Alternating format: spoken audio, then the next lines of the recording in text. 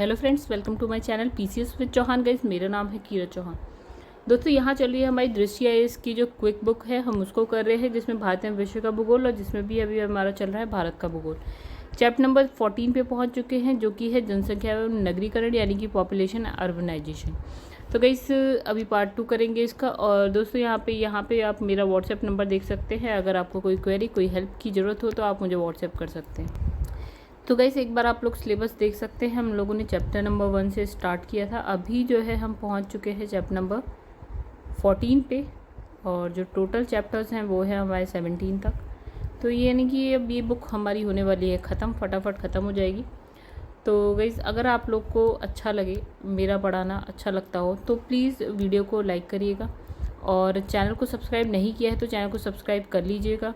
और अगर गाइस आप घटना चक्र की वीडियोस देखना चाहते हैं तो चैनल की प्लेलिस्ट में जाइए, वहाँ आपको मिल जाएगी इस बुक की पीडीएफ, या नहीं सॉरी पीडीएफ चाहते हैं अगर इस बुक की, तो आप मेरा जो टेलीग्राम पेज है उसे ज्वाइन कर सकते हैं, जो कि डिस्क्रिप्शन में दे रखा है इस वीडियो की। और इसी वीडियो के डिस्क्रिप्शन में आपको इस बुक की जो है लिंक भी मिल जाएगी। अगर आप लोग चाहते हैं परचेज़ करना तो कर सकते हैं, क्योंकि ज्योग्राफी के लिए इससे बेटर बुक आपको कहीं नहीं मिलेगी।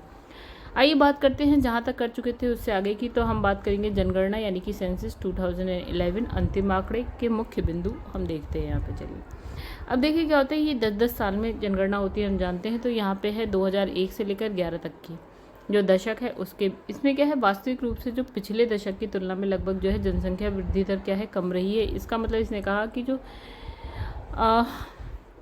1991 वाला हिसाब किताब है, 1991 से 2001 में जो जनसंख्या वृद्धि दर थी, जो भी थी, उससे ये वाले में क्या रही है, जनसंख्या वृद्धि दर कम रही है। अब इसने कहा अगर हम बात करें 0 से 6 वर्ष के जो बच्चे होते हैं, ठीक है, तो वहाँ उनकी जनसंख्या लिख रखी है कुछ 16 करोड़ के आसपास है, जिसमें 2001 के बाद लगभग क्या है 7 लाख बच्चे जुड़े हैं। मतलब इसने कहा कि 16 करोड़ 45 लाख जो है जनसंख्या है इतने आयु वर्ग की।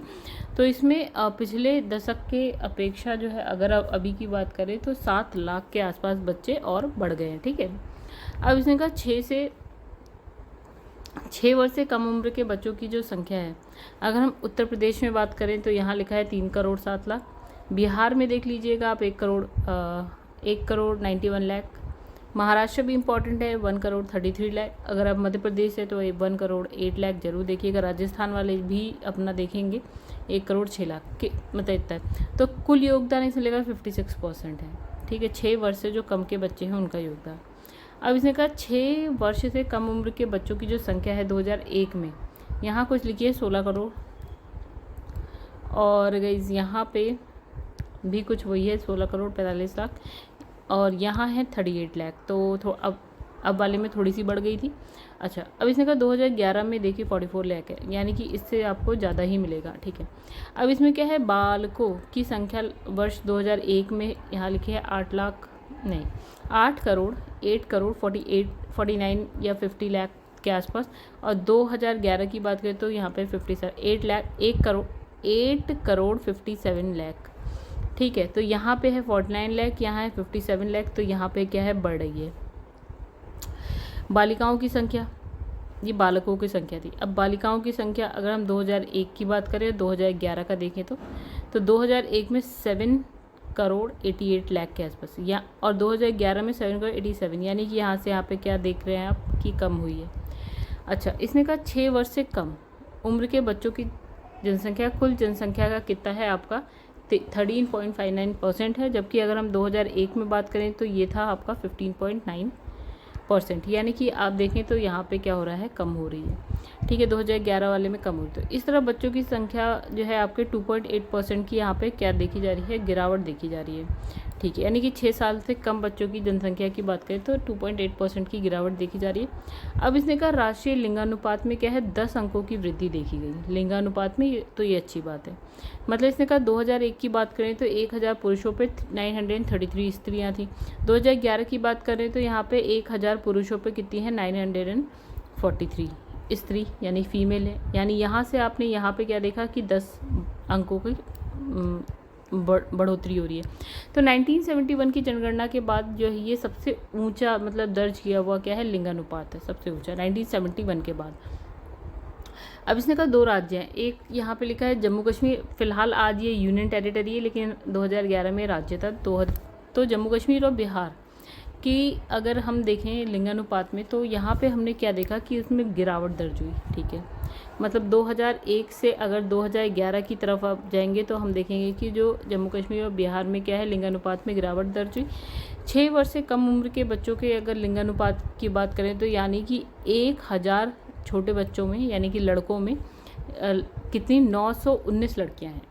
ठीक है, अब इसने कहा अरुणाचल प्रदेश हो गया, गोवा है, कर्नाटका है, दिल्ली, पंजाब, हरियाणा, हिमाचल प्रदेश और गुजरात, तमिलनाडु, मिज़ोरम, चंडीगढ़, केरल, अंडमान निकोबार द्वीप समूह में जो है 6 वर्ष से कम बच्चों के अगर लिंगानुपात देखा जाए तो यहाँ पे वृद्धि हो रही है। 22 राज्यों और जो संघ शासित क्षेत्र है उसमें अगर हम देखें तो 2001 की जनगणना की तुलना में क्या हुई है, गिरावट देखी गई है। ठीक है, तो अब यहाँ पे लिखा है 6 वर्ष से कम उम्र के बच्चों की सर्वाधिक जो लिंगानुपात अगर हम बात करें यानी बेहतर 1000 छोटे लड़कों पे अगर हम बात करें तो अरुणाचल प्रदेश में अच्छा है, 972 लड़कियां हैं, मिज़ोरम 970 और मेघालय में 970 है। मतलब ये बेहतरीन आंकड़े हैं। ठीक है, अब इसमें कहा 6 वर्ष से कम उम्र के आयु में सबसे कम लिंगानुपात की बात करें, सबसे बेकार स्थिति देखिए हरियाणा की है, फिर पंजाब है दूसरे नंबर पे। ठीक है, अब इसने कहा कि अगर हम बात करें साक्षरता दर की 2001 की तो यहाँ पे लिखा है 64.84% और 2011 में हो गया आपका 74.04%, यानी आप यहाँ से यहाँ देख रहे हैं बढ़ रहा है। ठीक है, अब इसमें ऐसी संभावना व्यक्त की जा रही है कि भारत जो है ना 2050 तक विश्व का सबसे ज़्यादा जनसंख्या वाला देश बन जाएगा। तो गाइस अभी बन गया है। ठीक है, अगर मैं आज की डेट की बात करूँ तो फर्स्ट नंबर पे अभी भारत है जनसंख्या में। अब इसने कहा देश में अनुसूचित जातियों की जनसंख्या लगभग क्या है 20 करोड़ है और जो पूरे देश की जो जनसंख्या का कितने परसेंट है 16.6% है। अब इसने कहा अगर हम बात करें अरुणाचल प्रदेश हो गया, वहीं नागालैंड है, अंडमान निकोबार द्वीप समूह और लक्षद्वीप में अगर बात करें तो यहाँ पे क्या है कि जो अनुसूचित जाति यानी कि SC कैटेगरी है ही नहीं। ठीक है, एक बात। दूसरा, अगर यहाँ पे जो जनगणना 2011 है ना उसके विशिष्ट तथ्य की बात करते हैं तो इसमें क्या है कि इसमें जनगणना आयुक्त की बात करें उस वक्त तो वो थे डॉक्टर C चंद्रमौली, इम्पॉर्टेंट।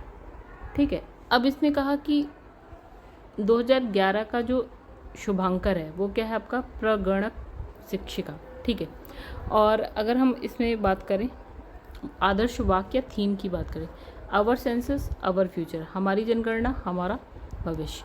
ठीक है, अब देखिए यहाँ पे क्या है इस जनगणना में अगर हम बात करें 2011 वाले में तो इसने कहा टोटल जो ना सवाल शामिल होते हैं, तो टोटल कितने सवाल थे 29।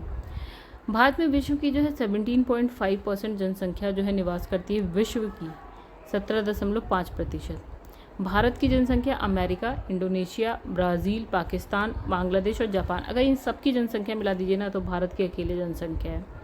ठीक है, अब इसने कहा कि 2 जिले सबसे ज़्यादा जनसंख्या वाले, एक महाराष्ट्र का थाने और वेस्ट बंगाल में आपका उत्तरी 24। ठीक है, उत्तरी 24 परगना सबसे ज़्यादा जनसंख्या वाले ज़िले। अब है अरुणाचल प्रदेश में, यहाँ पे है दिबांग घाटी, सबसे कम आबादी वहाँ पे आपको मिलेगी। जनसंख्या घनत्व तो एक वर्ग किलोमीटर पर सिर्फ एक व्यक्ति। ठीक है, अब इसने कहा कि अरुणाचल प्रदेश में अगर हम बात करें तो कुरुंग कुमे सबसे ज़्यादा जनसंख्या वृद्धि वाली जिला है। मतलब यहाँ पे जनसंख्या वृद्धि कितनी हो रही है 113.5% के हिसाब से। नागालैंड की अगर बात करें तो एक है लॉन्ग लेंग जिला वहाँ पे। तो अगर हम बात करें यहाँ पे नकारात्मक जनसंख्या वृद्धि है, मतलब क्या है कि हर साल अगले साल अगर आप देखें तो जनसंख्या कम होती हुई दिख रही है, नकारात्मक माइनस में है 58% के आसपास।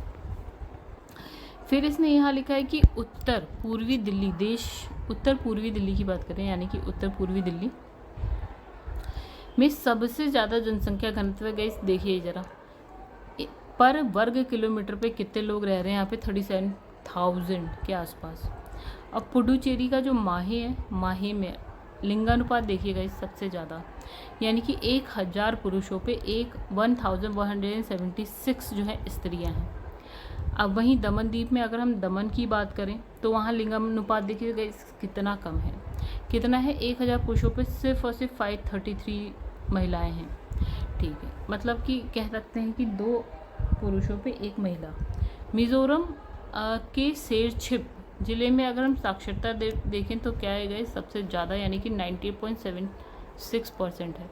अब वहीं मध्य प्रदेश के अलीराजपुर ज़िले की अगर बात करें तो जो साक्षरता है ना दर सबसे कम, यानी कितने है 37.22%। ठीक है, आगे देखते हैं। चलिए, अब यहाँ पे लिखा है मतलब अंतिम आंकड़ों की बात कर रहे हैं तो यहाँ पे तो गाइस 2011 का हिसाब किताब है। जनसंख्या की बात करते हैं, जनसंख्या की अगर हम बात करें, ठीक है, तो सबसे ज़्यादा 3 राज्य हैं। तो उत्तर प्रदेश में सबसे ज़्यादा है, उसके बाद महाराष्ट्र, उसके बाद बिहार। और कम जनसंख्या वाले राज्यों की अगर हम बात करें तो सबसे कम है सिक्किम में, उससे थोड़ी सी ज़्यादा है आपका मिज़ोरम में, उससे थोड़ी सी ज़्यादा है अरुणाचल प्रदेश में। गए ये राज्य भी छोटे छोटे। ठीक है, अब यहाँ पे देखिए ये तो राज्य की बात हो गई। अब हम बात करेंगे यूनियन टेरिटरी यानी कि केंद्र शासित प्रदेशों में भी जनसंख्या देख लेते हैं। सबसे ज़्यादा है दिल्ली, फिर है पुडुचेरी, फिर है चंडीगढ़। सबसे कम लक्षद्वीप, दमनदीप, उसके बाद आता है दादर नागर हवेली। ठीक है, अब इसने कहा 10 की जो जनसंख्या वृद्धि दर है ना उसकी बात है 10 साल में, जहाँ पे वृद्धि दर सबसे ज़्यादा रही, तो सबसे ज़्यादा रही आपकी मेघालय में, फिर रही अरुणाचल प्रदेश, फिर है बिहार है। और सबसे कम कहाँ रही तो नागालैंड में, माइनस में देखिए केरल है और आपका गोवा है। मतलब ये बेहतरीन प्रदर्शन है आपका केरल गोवा का, राइट। तो नागालैंड तो फिर हम एक बार को ये कह दें कि छोटा ही राज्य है, लेकिन केरल अपने आप में ठीक ठाक राज्य है आपका। गोवा भी छोटा ही है वैसे तो, लेकिन केरल का प्रदर्शन हम बहुत अच्छा मानते हैं। फिर दशकीय जनसंख्या वृद्धि दर की बात करें तो यहाँ यूनियन टेरिटरीज़ में देख लीजिए कहाँ पे बहुत तेज़ी से बढ़ा, तो दादर नागर हवेली, दमन-दीव और पुडुचेरी। कहाँ कम तेज़ी से बढ़ा तो लक्षद्वीप है, अंडमान निकोबार द्वीप समूह है, चंडीगढ़ है। जनसंख्या घनत्व देखते हैं तो बिहार का देखिएगा इस वही 1 वर्ग किलोमीटर पे कितने लोग रह रहे हैं। तो देखिए बिहार में 1106, वेस्ट बंगाल 1028, फिर केरल आता है 3rd नंबर पे जो कि है 860 के साथ। न्यूनतम मतलब राज्य में ही जनसंख्या घनत्व न्यूनतम कम, सबसे कम किस में है देखिए अरुणाचल प्रदेश से 17 लोग। ठीक है, बिहार में उतने एरिया में इतने लोग रह रहे हैं, अरुणाचल में इतने, मिज़ोरम 52, सिक्किम 86। वहीं अगर यूनियन टेरिटरी की बात करें तो गाइस देखिए कितने लोग रह रहे हैं 1 वर्ग किलोमीटर में 11,000 के आसपास। चंडीगढ़ 30 नंबर पे है, पुडुचेरी। वहीं पे सबसे कम की अगर बात करें यूनियन टेरिटरीज़ में तो है अंडमान निकोबार द्वीप समूह है, फिर दादर नागर हवेली है, देन आपका आएगा लक्षद्वीप। ठीक है, आगे बढ़ते हैं। अब लिंगानुपात की बात करते हैं तो गाइस लिंगानुपात में देखिए बेहतरीन केरल, मतलब 1000 पुरुषों पे 1084 महिलाएं। 2nd number Tamil Nadu, 3rd number Andhra Pradesh. यहीं पे न्यूनतम लिंगानुपात की बात करें बेकार प्रदर्शन हरियाणा 1st नंबर पे, हरियाणा बेकार, उससे ठीक है जम्मू कश्मीर, उससे ठीक है सिक्किम, मतलब बर्बादी है सब। और यहाँ पे देखिए यूनियन टेरिटरी में सबसे अच्छा पुडुचेरी का, फिर लक्षद्वीप है, उसके बाद अंडमान निकोबार द्वीप समूह है। सबसे बेकार प्रदर्शन दमनदीप, दादर नागर हवेली, चंडीगढ़। ठीक है, अब यहाँ शिशु लिंगानुपात यानी कि जो चुन्नू पुन्नू बच्चे होते हैं उनकी बात करें। ठीक है, तो गाइस यहाँ पे देखिए अरुणाचल प्रदेश का प्रदर्शन अच्छा है। ठीक है, फिर है मिज़ोरम, मेघालय, खराब प्रदर्शन हरियाणा, पंजाब, जम्मू कश्मीर। ठीक है, अब देखिए शिशु लिंगानुपात यूनियन टेरिटरी में अंडमान निकोबार द्वीप समूह, पुडुचेरी, दादर नागर हवेली। शिशु लिंगानुपात केंद्र शासित प्रदेश में न्यूनतम की बात करेंगे यानी कि मिनिमम, दिल्ली, चंडीगढ़ और यहाँ पे हो गया आपका दमनदीप। ठीक है, साक्षरता दर अच्छा है केरल का, उसके बाद है आपका मिज़ोरम, फिर है गोवा। बेकार है बिहार, अरुणाचल प्रदेश और राजस्थान। केंद्र शासित प्रदेश में अच्छा है लक्षद्वीप, दमनदीप, अंडमान निकोबार। बेकार है आपका दादर नागर हवेली, पुडुचेरी एंड चंडीगढ़। ठीक है, पुरुष साक्षरता दर की अगर हम बात करें तो गाइस फर्स्ट पुरुष साक्षरता दर में 1st नंबर पे आता है केरल, देन मिज़ोरम, देन गोवा। बेकार प्रदर्शन पुरुष साक्षरता दर में है बिहार की 71%, ये भी इतना बुरा नहीं है फिर भी। है अरुणाचल प्रदेश और है आपका आंध्र प्रदेश। महिलाओं की अगर बात करें राज्य में तो केरल है, मिज़ोरम है, गोवा है। पुरुषों में भी यही 3 है, महिलाओं में भी यही 3 है। ठीक है, और न्यूनतम में देखिए तो बिहार, राजस्थान, झारखंड आता है महिलाओं में। ठीक है, अब यहाँ यूनियन टेरिटरी की बात कर लीजिए। केंद्र शासित प्रदेश में अच्छा प्रदर्शन है पुरुषों में तो है लक्षद्वीप, दमनदीप, पुडुचेरी। ठीक है, और बेकार प्रदर्शन दादर नागर हवेली, चंडीगढ़ एंड अंडमान निकोबार द्वीप समूह। महिलाओं में केंद्र शासित प्रदेश देखा जाए तो लक्षद्वीप, अंडमान निकोबार द्वीप समूह एंड चंडीगढ़। और न्यूनतम देखा जाए तो दादर नागर हवेली, दमन दीव एंड पुडुचेरी। अब यहाँ पे हम अनुसूचित जाति यानी कि एससी की जनसंख्या देखें अगर, तो एससी सबसे ज़्यादा है उत्तर प्रदेश में, फिर है वेस्ट बंगाल में, फिर है बिहार में, और सबसे कम है मिज़ोरम में, मेघालय, फिर गोवा। ठीक है, अब यहाँ पे अगर हम बात करें तो देखिए अनुसूचित जाति जनसंख्या, अब यहाँ है अनुसूचित जाति जनसंख्या प्रतिशत। तो कैसे इसमें आता है पंजाब, फिर हिमाचल प्रदेश, फिर आता है आपका वेस्ट बंगाल, और कम में देखा जाए तो मिज़ोरम, मेघालय और गोवा की बात आती है। अब अनुसूचित जाति हमने देख ली यहाँ पे, मतलब एससी देखी थी अभी हमने, अब हम देखेंगे एसटी, राज्य केंद्र शासित प्रदेश एक साथ इसने कह दिया। तो एसटी सबसे ज़्यादा है लक्षद्वीप, फिर है मिज़ोरम, फिर है नागालैंड, सबसे कम उत्तर प्रदेश, फिर है तमिलनाडु, देन बिहार। ग्रामीण जनसंख्या की अगर बात करें तो कहाँ सबसे ज़्यादा है, उत्तर प्रदेश, बिहार, वेस्ट बंगाल। कहाँ सबसे कम है, सिक्किम, मिज़ोरम एंड गोवा। ठीक है, ग्रामीण जनसंख्या प्रतिशत में अगर बात करें तो सबसे ज़्यादा हिमाचल प्रदेश, बिहार और असम, और सबसे कम गोवा, मिज़ोरम एंड तमिलनाडु। ठीक है, शहरी जनसंख्या सबसे ज़्यादा महाराष्ट्र, यूपी, तमिलनाडु, सबसे कम सिक्किम, अरुणाचल प्रदेश, नागालैंड। वहीं प्रतिशत में देखें तो गोवा, मिज़ोरम, तमिलनाडु, और वहीं प्रतिशत में सबसे कम देखें तो हिमाचल प्रदेश, बिहार और असम। इसने कहा पुडुचेरी, पंजाब, हरियाणा, दिल्ली, चंडीगढ़, ये सब देखिए क्या है, अगर आप नहीं, पुडुचेरी, पंजाब, हरियाणा, दिल्ली, चंडीगढ़ में अगर हम बात करें तो जनजाति यानी कि एसटी कैटेगरी है ही नहीं, यानी कि अनुसूचित जनजाति है ही नहीं। अच्छा, आइए बात करते हैं धर्म आधारित जनगणना की। धर्म से रिलेटेड देखेंगे कि किस धर्म के कितने लोग हैं, रह रहे हैं, या कितने साक्षर हैं। ठीक है, लिंगानुपात देखेंगे, सारी चीज़ें देखेंगे यहाँ पे हम। चलिए, तो देखिए यहाँ लिखा है भारत की जनगणना 2011 के अंतर्गत धर्म आधारित जनगणना भी करवाई गई। 2015 को महापंजीयक जनगणना आयुक्त ने जारी किया आंकड़े, डेटा। ठीक है, इससे संबंधित बिंदु भी देख लेते हैं। इसने कहा कि जो टोटल जनसंख्या है उसको 6 प्रमुख धार्मिक समुदाय, जैसे कौन कौन से 6 धार्मिक समुदाय, हिंदू, मुस्लिम, सिख, ईसाई, बौद्ध, जैन के अलावा अन्य धर्मों, धारणाओं और धर्म नहीं बताया में बांटा गया है। 6 धर्म हो गया, हिंदू, मुस्लिम, सिख, ईसाई, बौद्ध और जैन। उसके अन्य धर्म और धारणा और धर्म में नहीं जो जिसमें धर्म में नहीं बताया गया, ये सारा है। अब यहाँ पे इसने लिखा है, ये सारणी है, टेबल है, इसमें क्या है, धर्मानुसार जनसंख्या, उनकी वृद्धि दर और लिंगानुपात, ये चीज़ें बताई गई हैं। जैसे अगर हम बात करें कि हिंदू धर्म, तो यहाँ इसने कहा कि करोड़ों में जनसंख्या बतानी है, तो हिंदू धर्म में कितने लोग इसमें लिखे हैं, 96 करोड़ के आसपास। ठीक है, जनसंख्या प्रतिशत यानी कि पूरे भारत में 79.8% हिंदू हैं। ठीक है, और अगर हम बात करें 10 साल में वृद्धि दर देखा जाए तो यहाँ पे कितनी हुई है, 10 साल में हिंदुओं में वृद्धि 16.8%। लिंगानुपात यानी कि 1000 पुरुषों पे 931 स्त्रियाँ हैं। वहीं आते हैं सेकंड नंबर पे अगर बात करें मुस्लिम, तो मुस्लिम्स की बात करें तो 17 करोड़ के आसपास मुस्लिम्स हैं, और 14.2 जो है, अगर हम पूरे भारत में बात करें तो इतने प्रतिशत मुस्लिम है, 14.2%। ठीक है, अब इसने कहा कि 10 साल में जो वृद्धि हुई है वो हुई है 24.6%। ठीक है, तो मतलब इसने कहा कि पहले अगर 100 थे तो अब जो है 124.6 हो गए हैं। ठीक है, वहाँ पे अगर हम लिंगानुपात देखें तो हिंदू मुस्लिम में ज़्यादा अंतर है नहीं, 1000 पुरुषों में 936 जो है महिलाएँ हैं। ईसाइयों में देखिए भारत में कितने ईसाई हैं, 2 करोड़ के आसपास हैं, और 2.3% है मतलब, और वृद्धि दर है 15.5% के आसपास। और यहाँ पे देखिए लिंगानुपात बेहतरीन है, यानी कि 1000 पुरुषों में 1006 स्त्रियाँ हैं। अच्छा, सिख में देख लेते हैं तो गई 2 करोड़ के आसपास सिख हैं, 1.7% के आसपास सिख हैं पूरे भारत में, और जो वृद्धि दर है वो 8.4% है, बहुत ज़्यादा नहीं है। और यहाँ पे ये थोड़ा गड़बड़ है आपका, 1000 पुरुषों में 893 जो है महिलाएं हैं। बौद्ध धर्म की बात करते तो गई बहुत ही कम है, यानी कि कुछ 84 लाख के आसपास बौद्ध हैं हमारे पास, और यहाँ पे 0.7% मतलब पूरे भारत में देखा जाए तो 0.7% बौद्ध है, और यहाँ पे वृद्धि दर भी बहुत कम है, यानी कि 6.1% के हिसाब से। लेकिन हाँ, फिर भी लिंगानुपात इनका फिर भी ठीक है, 1000 जो पुरुष है उसमें 53 महिलाएं हैं। अब जैन का देखिए तो जैन कुछ 45 लाख के आसपास है और यहाँ पे 0.4% के आसपास है। ठीक है, वृद्धि दर है आपकी 5.4% के आसपास और जो है आपका लिंगानुपात है 1000 में 940।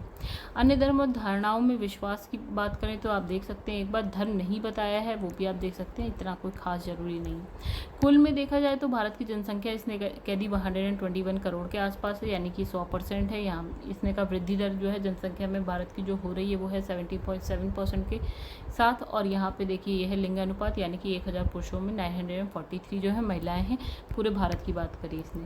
ठीक है, अब देखिए यहाँ पे नेक्स्ट यहाँ ने कहा कि चलिए यहाँ पे धर्म आधारित जनगणना की बात हो रही थी, तो यहाँ पे लिखा वर्ष 2011 की अगर बात करें तो जनसंख्या में, कुल जनसंख्या में अगर 1 से 11 2001 से 2011 के दशक के दौरान हिंदू जनसंख्या के अनुपात में बात करें तो यहाँ पे लिखा है कि 0.7% की गिरावट आई है। सिख जनसंख्या में 0.2% की गिरावट आई है। बौद्धों में जो है 0.1% की गिरावट आई है।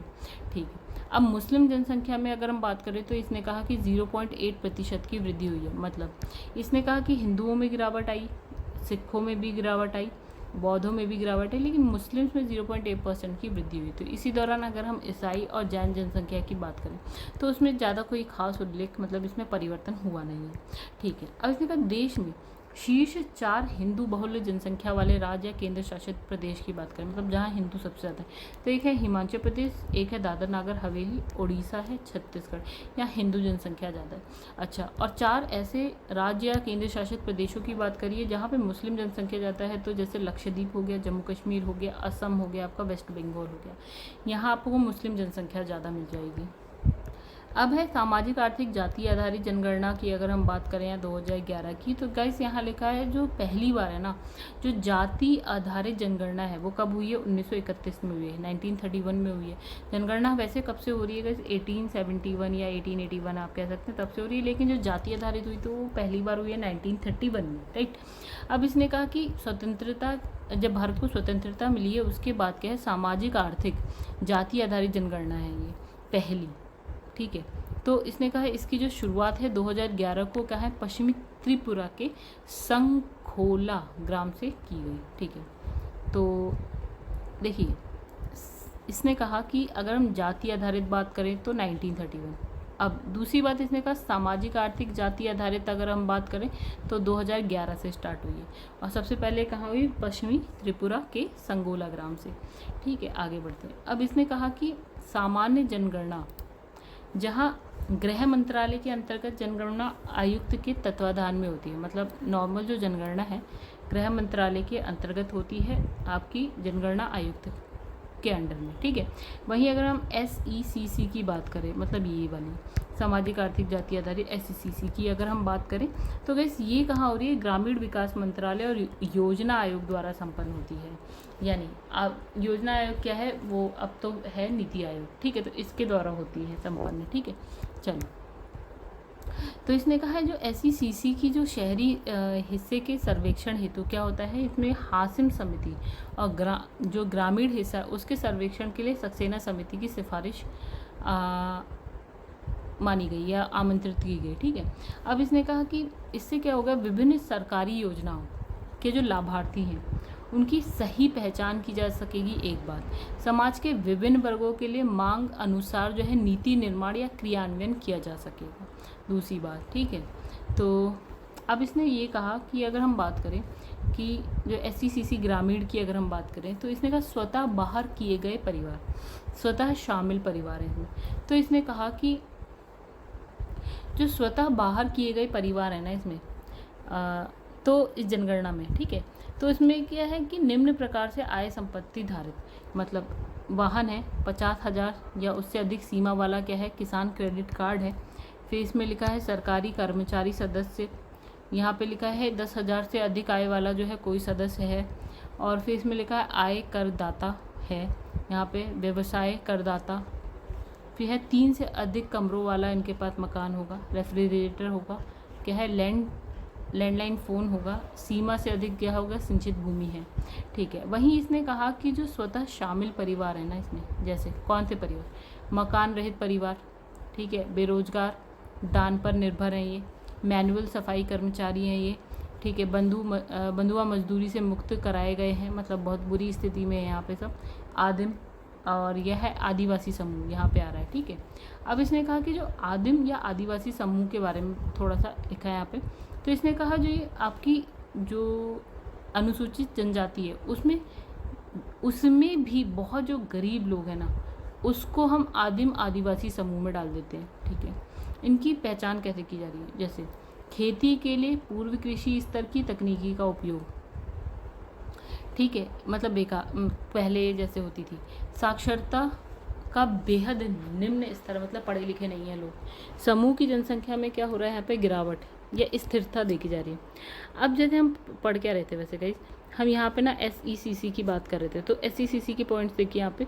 अब इसने लिखा है कि जो इसने कहा कि सर्वाधिक वंचित परिवारों को BPL की सूची में शामिल करने और सरकारी कल्याणकारी योजनाओं का लाभ देने के संबंध में सबसे पहले विचार किया जाएगा। अगर आप बात करेंगे तो यहाँ पे SECC की बात करेंगे तो कई, अगर हम बात करें BPL की सूची में शामिल सरकारी कल्याणकारी योजना है, उनका लाभ सबसे पहले इनको दिया जाएगा। तो इस तरह जो है सामाजिक, आर्थिक, जाति आधारित जनगणना के आंकड़ों का प्रयोग जो है सरकार द्वारा आर्थिक सामाजिक विकास गतिविधियों को चलाने के लिए पुराने गरीबी रेखा फॉर्मूले पर निर्भरता क्या है, कम हो जाएगी, कम करी जाएगी। संसाधनों की बचत करेंगे, पारदर्शिता लाने, लाभार्थियों की सही पहचान के लिए हम क्या कर रहे हैं ये, ठीक है, SECC जनगणना, राइट।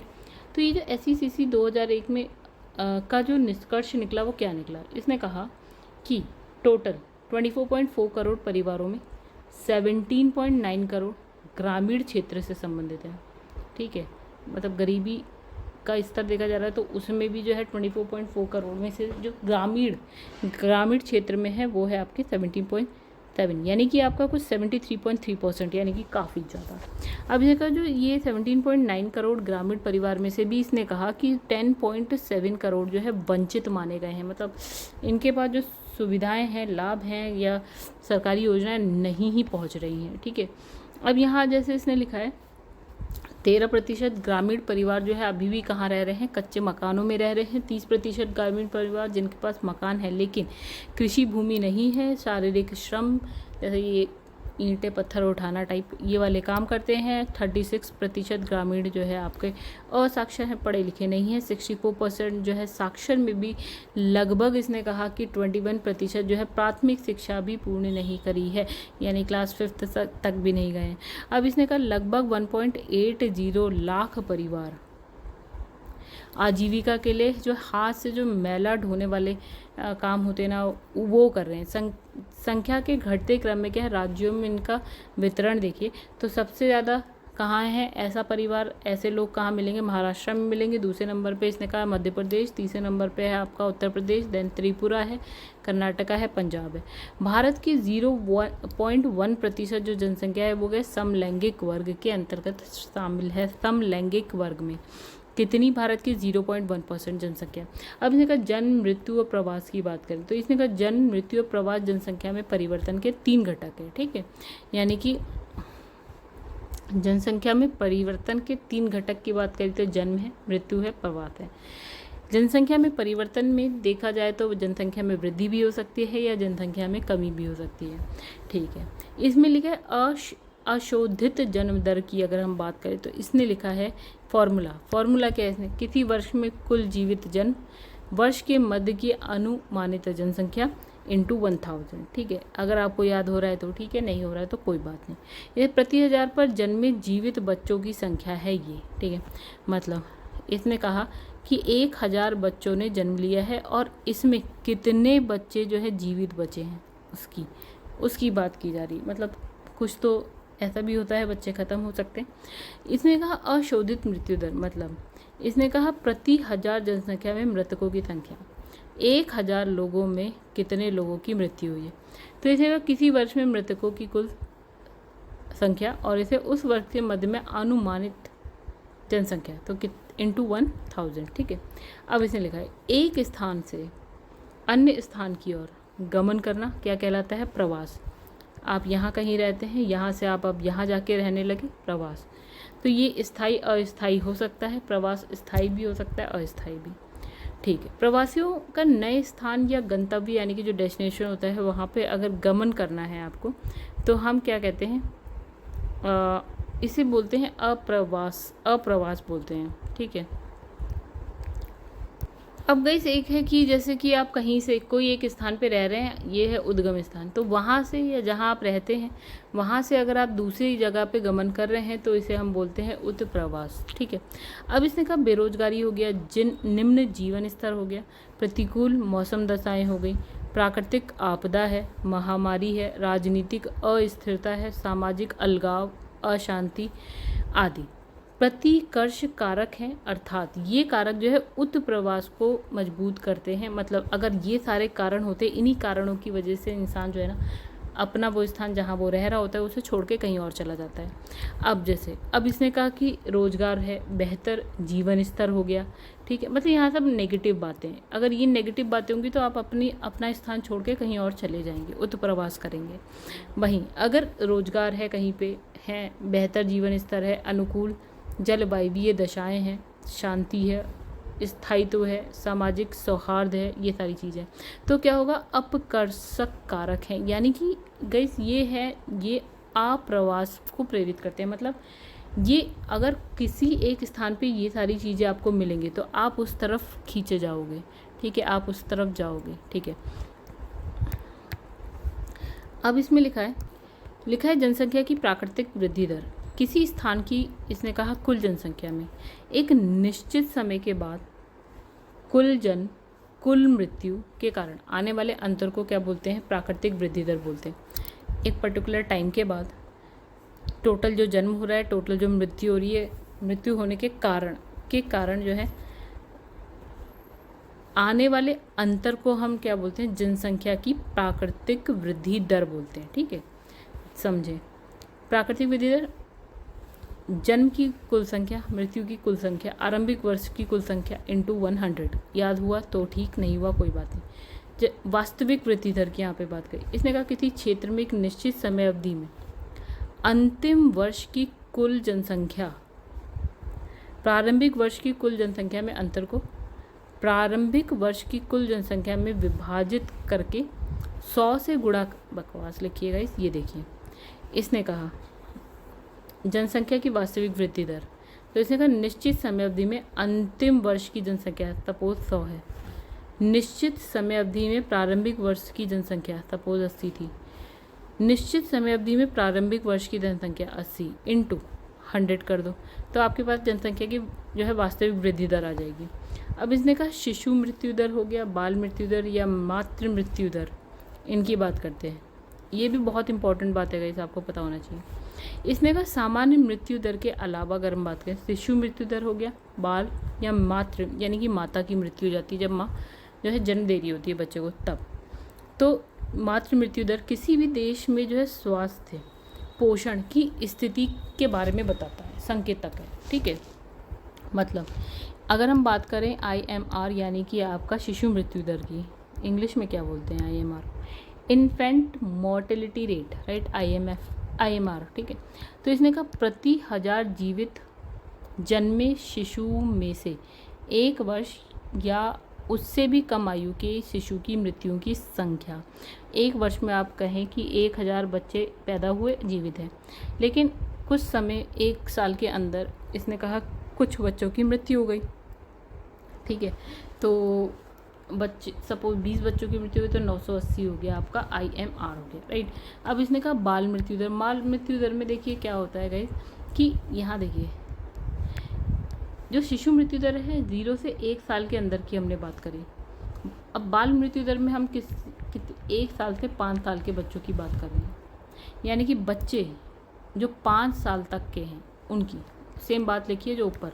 फिर इसमें लिखा है मातृ मृत्यु दर यानी MMR में क्या होता है, प्रति लाख जीवित जन्मों पर जो है माताओं की मृत्यु की संख्या। मतलब इसने कहा 1 लाख बच्चों को जन्म दिया गया सपोज, तो हमने देखा कि कितनी माताओं की मृत्यु हो गई। तो इसने कहा कि SRS बुलेटिन के अनुसार 2015 से 17 के दौरान कितने प्रति लाख 1 लाख पर कितनी माताओं की मृत्यु हुई है, तो 122, ज़्यादा नहीं है भी लेकिन हाँ पहले के मुकाबले अब ये जो डेटा है वो हो गया कम। अब इसने कहा कुल प्रजनन दर की बात करिए, तो इसने कहा कि प्रति महिला द्वारा जन्म दिए गए बच्चों की संख्या का औसत। सपोज़ कि 10 महिलाएं हैं, राइट। एक ने कितने बच्चों को जन्म दिया? 5, एक ने 3, एक ने 3, फिर इसने भी 3, इसने 2, फिर 2, 2, 2, 1, 1, ठीक है, इस तरह से दिया। लेकिन हमें ना गाइस औसत बता दो कि एक महिला पे कितने बच्चे आ रहे हैं। अगर इसे आप टोटल कर दें तो 5, 6, 7, 8, 9, 10, 11, 12, 13, 14, 15, 16, 17, 18, 19, 20, 21, 22, 23, 24, तो 24 बच्चे हो रहे हैं, ठीक है, 10 महिलाओं पे, ठीक है, यानी कि अप्रॉक्स मान लीजिए तो 2.4 मान लेते हैं, ठीक है, कि औसत जो बच्चों को जन्म दिया जा रहा है, एक महिला 2.4 बच्चों को जन्म दे रही है, ठीक है। अब इसने कहा शिशु मृत्यु दर की यहाँ पे बात करें तो इसने कहा 32 है प्रति 1000 पे, 1000 पे 32 बच्चों की शिशु जो है ना उनकी मृत्यु हो रही है। बाल मृत्यु दर 37 है, यानी कि 5 साल के 1000 बच्चे, तो उसमें से 37 की मृत्यु हो रही है। अब इसने कहा कुल प्रजनन दर की बात करें तो इसने कहा कि प्रजनन दर क्या है कि प्रति महिला कितने बच्चे पैदा किए जा रहे थे? 2.2, ठीक है। 2.2 कुछ नहीं होता है गाइस, लेकिन औसत में तो ऐसा पॉइंट में निकल आता है, यानी कि अप्रॉक्स आप 2 से 3 बच्चे एक महिला पैदा कर रही होगी, ठीक है। तो SRS सांख्यिकी रिपोर्ट 2018 के अनुसार क्या है, भारत में सर्वाधिक शिशु मृत्यु दर वाला जो राज्य है वो है आपका मध्य प्रदेश। यानी इसने कहा कि अगर 1000 बच्चे पैदा हो रहे हैं तो 1 साल के अंदर 48 बच्चे ऐसे हैं जिनकी मृत्यु हो जा रही है, ठीक है। और वहीं न्यूनतम देखें तो 4 है, 4 बच्चों के साथ है नागालैंड, मतलब 1000 बच्चों में 4 बच्चों की मृत्यु हो रही होगी 1 साल के अंदर। अच्छा, अब बड़े राज्यों में अगर देखें तो केरल की अगर देखें सबसे कम है, यानी कि 1000 बच्चों में 7 बच्चों की मृत्यु हो रही होगी, ठीक है। अब इसने कहा स्वतंत्रता के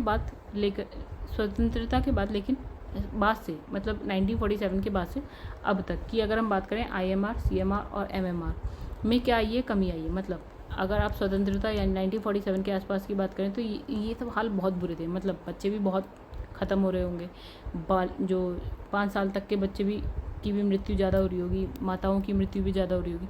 लेकिन अभी जो है उसमें क्या आ गई है? कमी आ गई है। तो ये क्या दर्शाता है? ये दर्शाता है कि भारत में जो है ना स्वास्थ्य सुविधाएं या फिर पोषण की स्थिति में क्या हुआ है? सुधार हुआ है, ठीक है। तो इसने कहा TFR की कमी ये दर्शाती है, ठीक है। तो गैस ये रहा, ये देखिए ये क्या लिखा है, TFR की कमी, मतलब ये कह सकते हैं कि अगर एक माँ है वो सपोज़ 5 बच्चों को जन्म दे रही है, एक माँ है वो सिर्फ 2 को दे रही है, यानी यहाँ पे इसमें कमी आ गई, ठीक है, यही बात कह रहा है, ठीक है। तो इसने कहा जो TFR है ना, जो प्रजनन दर है, उसकी कमी क्या दर्शा रही है कि जो परिवार नियोजन के प्रयासों, शिक्षा, जागरूकता के कारण क्या है, जनसंख्या प्रबंधन में सकारात्मक परिणाम आए हैं। मतलब इसने कहा जो प्रजनन दर है ना उसको हमारा टारगेट होना चाहिए ना कमी रहे, इनफैक्ट 2 के आसपास रहे, मतलब एक माँ 2 बच्चों के आसपास बच्चा पैदा करे, इससे ज़्यादा ना करे, ठीक है। तो ये प्रजनन दर में कमी क्यों हो रही है? इंसान जागरूक हो रहा है, शिक्षित हो रहा है, ठीक है, परिवार नियोजन की तरफ उसका ध्यान जा रहा है, तो ये सारा काम कर रहा है, ठीक है। तो TFR में यानी प्रजनन दर में जो है कमी आ रही है। फिर यहाँ पे देखिए, यहाँ लिखा है माल्थस का जनसंख्या सिद्धांत। देखिए ये बंदा है ना माल्थस, इसने क्या बताया? पॉपुलेशन थ्योरी बताई इसने। जैसे इसने कहा ये क्या है आपका ब्रिटिश अर्थशास्त्री है, क्या नाम है? थॉमस माल्थस, ठीक है, इंपॉर्टेंट है बहुत ज़्यादा। तो 1798 में क्या हो गया ना, जनसंख्या के सिद्धांत पर इसने क्या लिखा? निबंध, मतलब जनसंख्या सिद्धांत बताया इसने, ठीक है। उसकी बुक थी जनसंख्या सिद्धांत, इस पर। तो इसने कहा कि इस सिद्धांत के अनुसार इसने कहा जीविकोपार्जन के साधन में वृद्धि समानांतर श्रेणी के अनुसार और जनसंख्या की वृद्धि क्या है? गुणोत्तर श्रेणी के अनुसार होती है। मतलब इसने ये बोला कि सपोज़ कि अभी आज की डेट, आज नहीं, एक समय ऐसा होगा जब 10 लोग होंगे, 10 व्यक्ति होंगे, ठीक है, और उनको खाने के लिए 10 किलोग्राम अनाज होगा, ठीक है, यानी कि पर व्यक्ति 1 किलोग्राम हो रहा है, ठीक है। अब इसने कहा जीविकोपार्जन यानी कि अनाज मान लो, ठीक है, अनाज में किस हिसाब से वृद्धि हो रही है गाइस? 10 किलोग्राम से 11 किलोग्राम, फिर 12 किलोग्राम, इस तरह से वृद्धि हो रही है, 13 किलोग्राम, इस तरह से वृद्धि हो रही है, ठीक है। लेकिन वहीं अगर हम बात करें जनसंख्या में वृद्धि, तो जनसंख्या में अभी 10 लोग हैं, तो 10 से हो गए 20, 20 से हो गए 30, 30 से हो गए 40, ठीक है, 40 से, है ना, तो इस तरह से हो रही है। मतलब 10 किलोग्राम था, 10 लोग थे, ठीक है, फिर 11 किलोग्राम जब अनाज उगाने लगे हम तो 20 लोग हो गए, 12 किलोग्राम पे 30 लोग हो गए, ठीक है, और 13 किलोग्राम पे 40 लोग हो गए। मतलब जनसंख्या देख रहे हैं कितनी तेज़ी से बढ़ी है। तो इसमें वृद्धि कैसी हो रही है? गुणोत्तर श्रेणी में हो रही है ना। और जो ये अनाज में वृद्धि हो रही है वो समानांतर श्रेणी में धीरे धीरे हो रही है, लेकिन जनसंख्या में वृद्धि बहुत तेज़ी से हो रही है, ठीक है, ये बोला गया इसने। ऐसे कहा लोगों की संख्या जो है खाद्य आपूर्ति की तुलना में बेहद तेज़ी से बढ़ी। मतलब इसने कहा खाद्य तो कम है हमारे पास, लेकिन जनसंख्या बहुत तेज़ी से बढ़ रही है, ठीक है, मतलब बढ़ ये भी रहा है लेकिन बहुत धीरे। अब देखिए इस जनसंख्या विस्फोट के परिणाम स्वरूप क्या हो रहा है? बीमारियाँ। देखिए खाने को आपको मिलेगा नहीं, बीमार आप होंगे, ठीक है, अकाल पड़ेगा, खाने को मिलेगा नहीं, युद्ध होगा, खाने को मिलेगा नहीं, तो खाने के लिए लड़ाई करेंगे आप एक दूसरे से। और इसके कारण क्या है? जनसंख्या में अचानक कमी आ गई। मतलब अकाल पड़ जाएगा भैया, पहले 100 लोग रहते थे, अकाल पड़ा 80 लोग मर गए, कमी आ गई, 20 लोग हो गए। तो भाई, तो आई होप आप लोग इतनी सी बात समझ गए होंगे जो इस माल्थस का जनसंख्या सिद्धांत है उसकी बात। तो गाइस यहाँ देखिए राष्ट्रीय जनसंख्या नीति 2000 की प्रमुख विशेषताएं और लक्ष्य की बात करते हैं। तो गाइस यहाँ पे है परिवार नियोजन। तो गाइस इसको हम एक बार को ना स्किप कर देते हैं, या चलिए देख लेते हैं।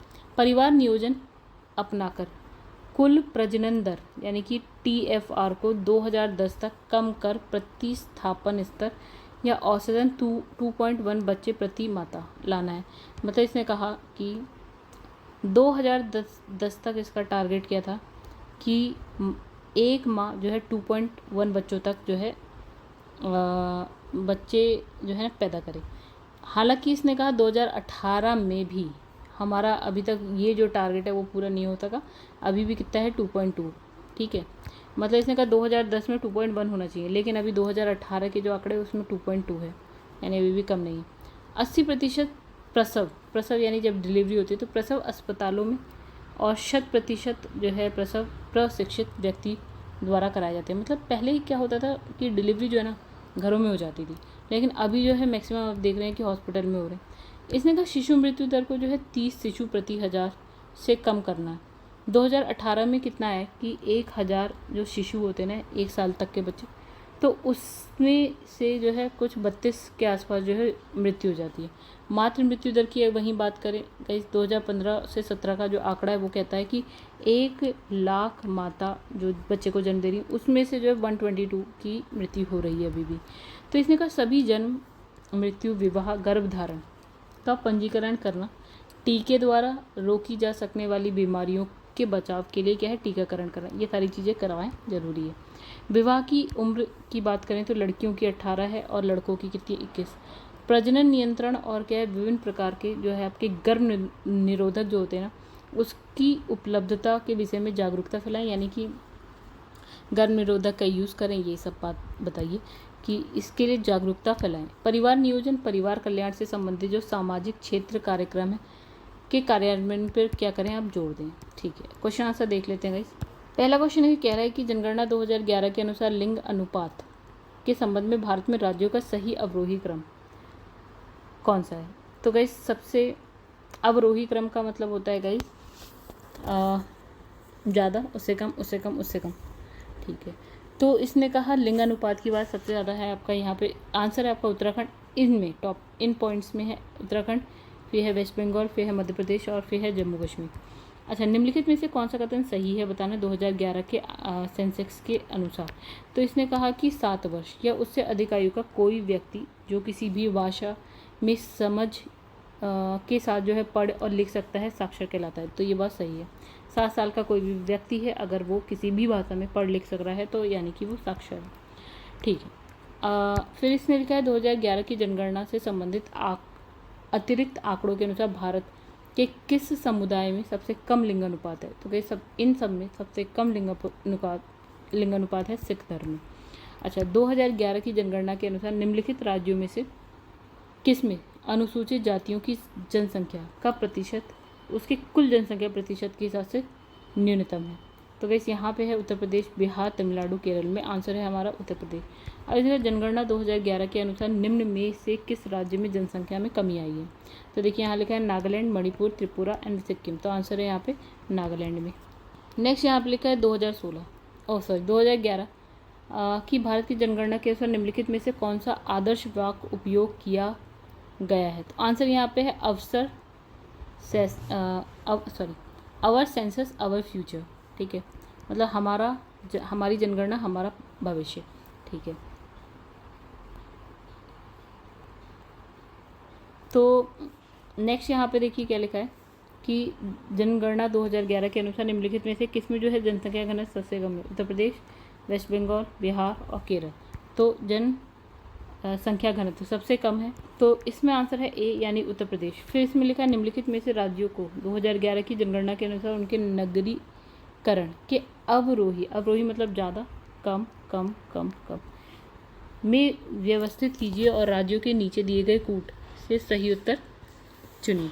तो हमारे पास यहाँ पे है केरल, गोवा, मिज़ोरम, तमिलनाडु। तो आंसर हमारा होगा सबसे ज़्यादा है गोवा, फिर उसके बाद आता है मिज़ोरम, फिर उसके बाद है तमिलनाडु, उसके बाद है यहाँ पे केरल।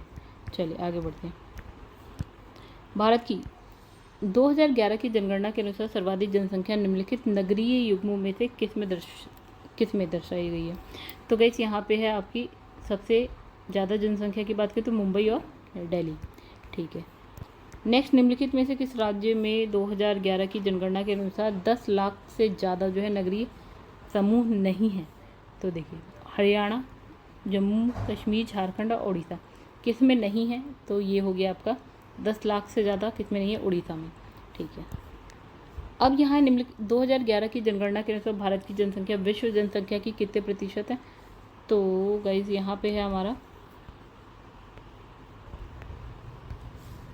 17.31। अच्छा, जनगणना 2011 के अनुसार निम्नलिखित में से किस राज्य में शिशु मृत्यु दर सबसे कम है। तो देखिए इन सब में सबसे कम किस में है, केरल में। ठीक है, फिर इसमें मिलेगा भारत में नियमित वैज्ञानिक ढंग से जनगणना किस वर्ष जो है प्रारंभ होती है। तो 1881 के बाद जो है हर 10 साल में होने लगी।